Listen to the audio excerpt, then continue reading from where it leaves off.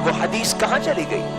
آپ صلی اللہ علیہ وسلم نے فرمایا قرب قیامت ایک زمانہ آنے والا ہے جب اللہ 3 عذاب میری امت پہ مسلط فرمائیں گے، خصف و قذف و مسخ، زمین میں دھنسائے جائیں گے، ان پر تودے گرائے جائیں گے، پتھروں کی بارش ہوگی، زلزلے آتے ہیں، پہاڑ اپنی جگہوں سے ہلتے ہیں، بستیوں کی بستیاں اجڑ رہی ہیں، لیکن ہم غور نہیں کر رہے، ہم نے اللہ تبارک قسم و تعالیٰ کی کتنی بڑی نافرمانی کر رکھی ہے۔ فرمایا پتھروں کی بارش، زمین میں دھنسائے جائیں گے اور ان کے چہرے مسخ کر دیے جائیں گے۔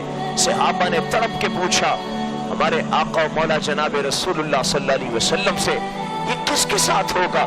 فرمایا اذا ظہرت المعازف والقینات، جب موسیقی کے آلات گھر گھر میں پیدا ہو جائیں گے اور گانے والیاں عام ہو جائیں گی۔ مغل بادشاہوں کے زمانے میں گانے والیاں صرف شاہی درباروں میں ملا کرتی تھی، آج ہر گھر میں موجود ہیں۔ کیسے؟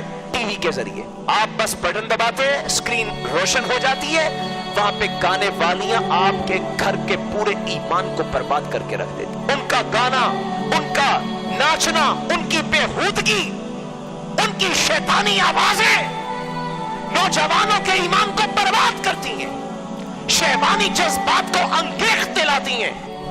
فرمایا جب یہ وقت آئے گا انتظار کرنا، چہرے بھی مسخ ہوں گے، پتھروں کی بارش بھی ہوگی اور زمین کی تہوں میں دھنسا دیے جاؤ گے۔ اس کے بعد بھی کوئی بات رہ گئی تھی؟